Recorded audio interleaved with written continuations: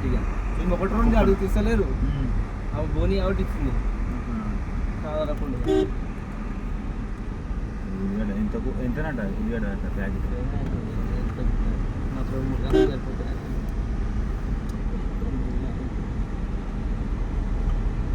ఎక్కడ సొంతమే ఉల్లిగడ్డ బాబు display train పెట్టకపోయినా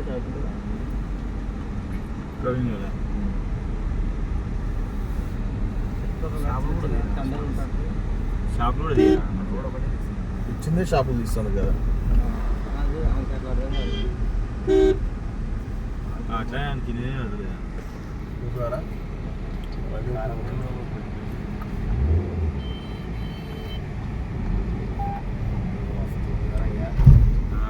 దూరం బాగానే ఉంది.